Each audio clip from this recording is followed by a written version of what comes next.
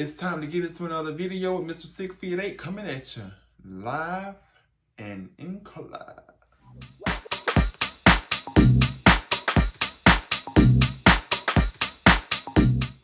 Get in here, y'all. Let me tell y'all, honey.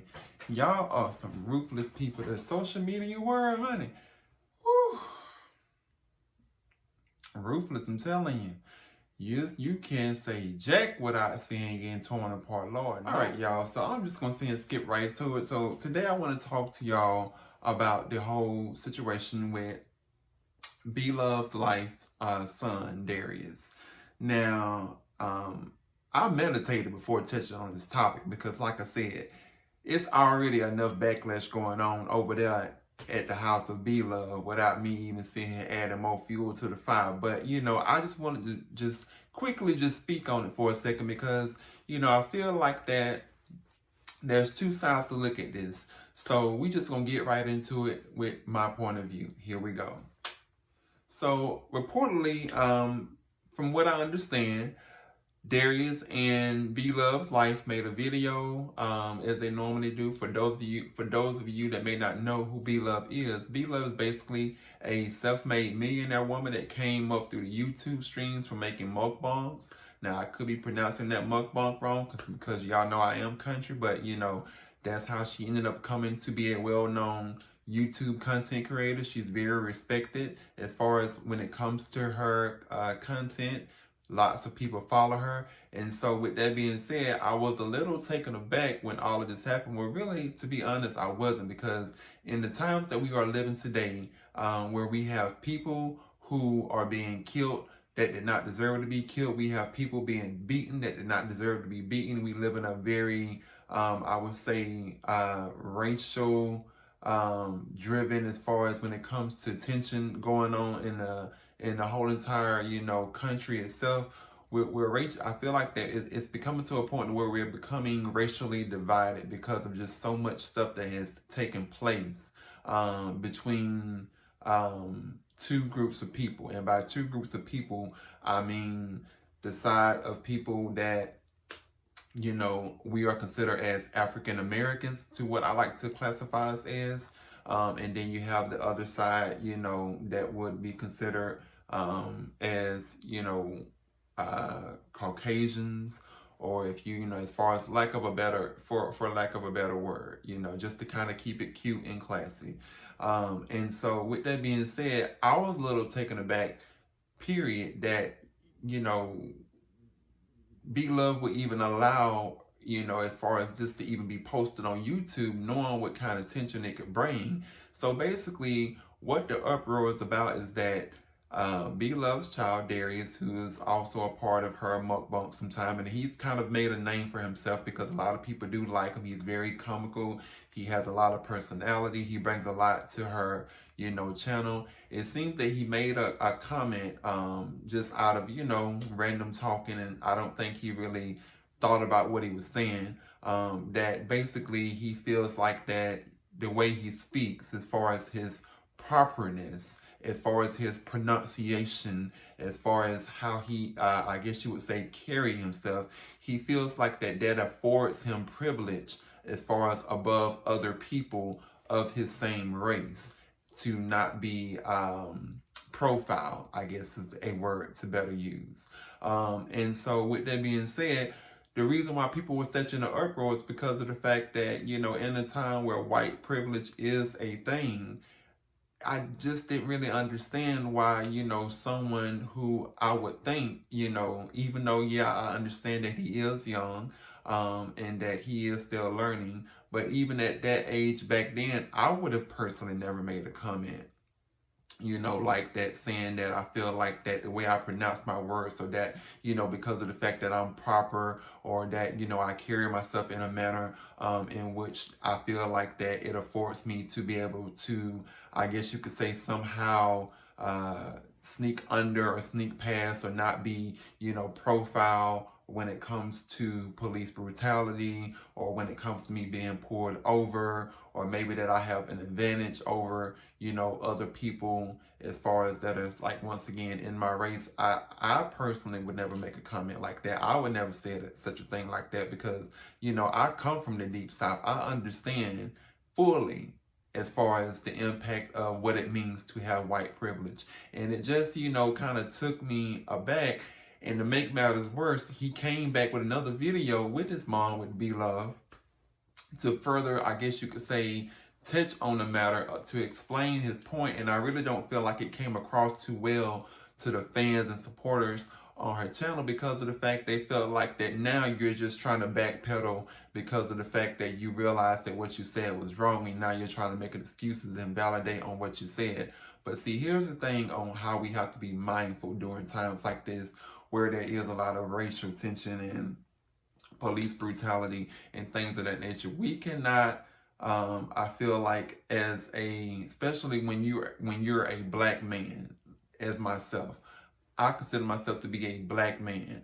And, even though, I've been told that I have this, I guess you could say, bougie, or, that, I don't, as far as dress, like, as far as, what people would consider to be all hardcore, is the word that I would like to use. In that, I still understand that when I get pulled over, those cops are not going to see that. There's been times that I've gotten pulled over, and people, as far as when it comes to them, let y'all know, people, like, I've had cops that literally ask me, is this my car that I'm driving? Like, who else car would it be? Like, girl, like, really, like, you really tried it. Like, you really sit here and went. The officer to sit here and ask me, is this my car? You clearly see my name on the registration. Clearly, so why would you sit here and ask me, is this my car? You think I stole it? You think that a black man cannot afford to sit here and drive a nice car? You think that somebody that is of your color, as far as, a white person, will be the only person to sit here and drive nice vehicles?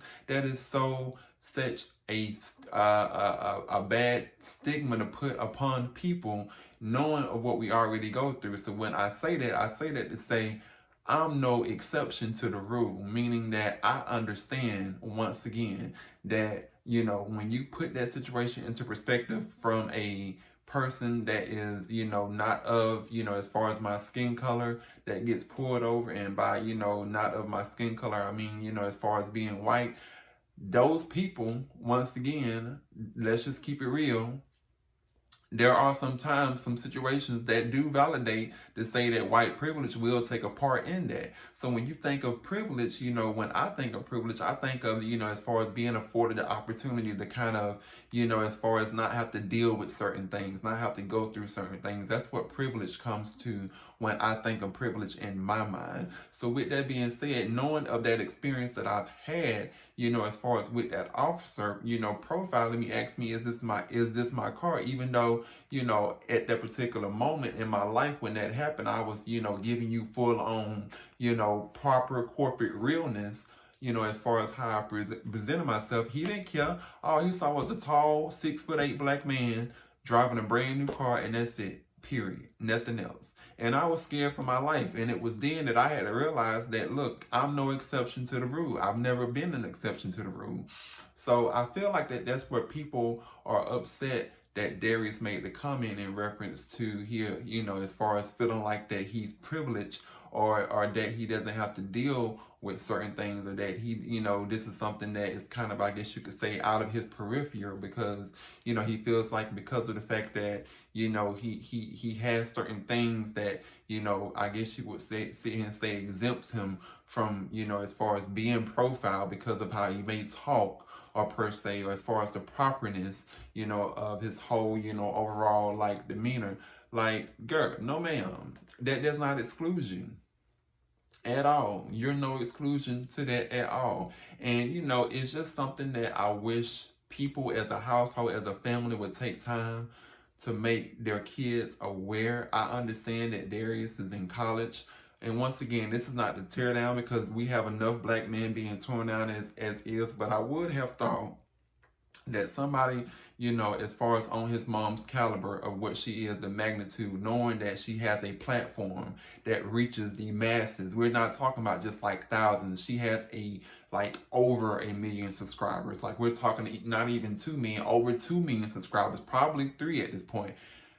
I would have thought that maybe, just maybe, you know, she would have thought about it twice before posting it up there, the video of where, you know, it was mentioned, um not even just the video where he mentioned it, but then the video where she posted of him, you know, as far as backpedaling, I guess you could say, and say, and trying to make up excuses as to why. Like, I feel like at this point there was no need to even sit here and try to explain yourself, because people have already put into their mind, based on that first impression of what you gave, your thoughts on that subject. They're gonna take that and forever run with it. And then fast forward, I saw that it was a video recently put out, looks like in the past couple of hours of yesterday, to where her husband Nate came on, and you know, due to, you know, the funeral took place for George Floyd today, well yesterday, it's a new day now, but you know, rest his soul.